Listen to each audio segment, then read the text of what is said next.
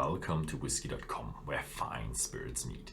And today we have another gin on my cask and also a single malt. There's only one bottle there, must be a single malt gin. And this gin is called Ornabrak.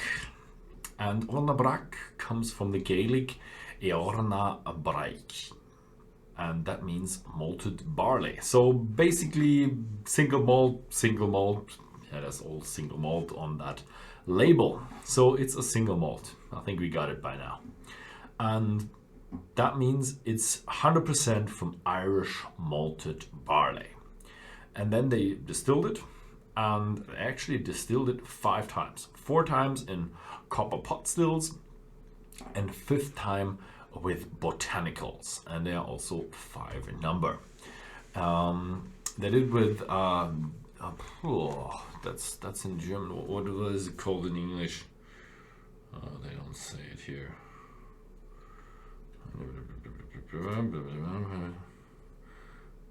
Juniper, the normal juniper, Douglas fir needle. So this is actually distilled wood. Needles from a Douglas fir, and garden angelica root, a lemon verbena leaf, and lemon peel. So we have a woody, fresh herbs, roots, juniper, single malt, 5 times distilled gin in the glass. This is really something else. So this is not the usual gin. And let me show you the bottle. The bottle looks awesome.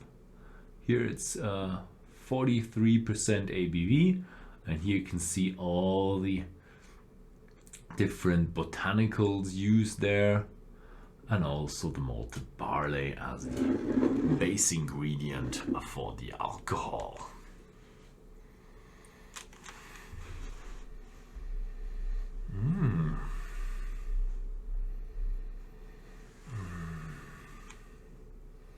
So it's a wonderfully nice, fresh citrus flavor, but the more you smell on it, the more you get behind that citrus note, that lemon.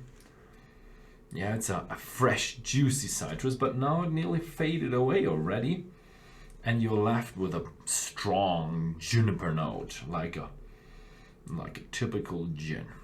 And for me, that's almost a bit strong on juniper, because I'm not that fan of a juniper. I like it in my gin if it's just a normal or a side note. It shouldn't be a side note in a gin, otherwise you shouldn't call it gin. But I don't like it if it's that overwhelming. So this is a bit too overwhelming for me. But when you first smell it, or when you just wait for a little bit and you smell it again, you find the lemon back and the grass and the herbs. Yeah, so it's really herby and a lot of juniper in it.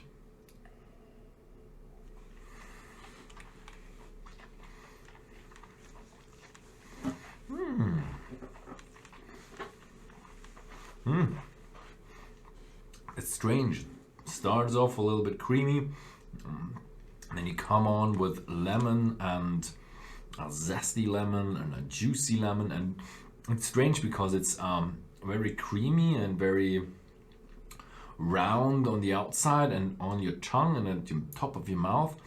You feel a little bit of a acidity, a little bit of a lemon juice going on, a little bit more forward, and also the juniper coming through. So very well distilled, and also a little bit spicy and a little bit woody with a pine note, or probably the, what was it called, the Douglas fir needles. So it feels a little bit like a woods combined with a very scrambly or very mixed salad with a lot of these spices in there, and not spices, herbs in there, together with a nice fresh lemon. So it's a very, very nicely well balanced gin with a lot of nice botanicals. You only need 5 botanicals to have a nicely balanced gin. That's extraordinary. But I'm not quite sure if this is a single malt gin, if that has much effect on it. It tastes nice, but I think it's a little bit unrealistic to have lots of influence from the single malt after 4 distillations and a 5th distillation with the botanicals. So I'm not sure if the smoothness or the creaminess around is maybe from the malted barley. Could be, it's possible, but after 4 distillations. But saying 4 distillations is a bit incomplete. You can have 4 distillations with a normal speed, then you have, in the end, you have pure alcohol with no flavor in it. If you distill them very rough and very fast, then you still end up with some flavors in the end, but you have 5 distillations, so it separates really, really well. And yeah, so we don't know how they distilled and what speed, so we only know the number of stills they used. Yeah.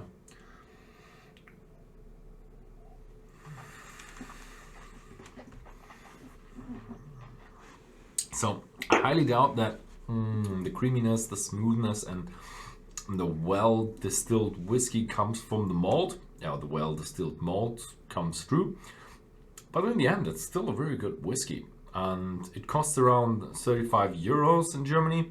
So should be something like 35, 40-ish in America, or in Britain a little bit less with their pounds. Yeah. So yeah, nice gin, and a little bit of a touch to the single malt that we're trying usually, but it doesn't have that too many of the touching points. Yeah, that was it. Thank you very much for watching, and see you next time.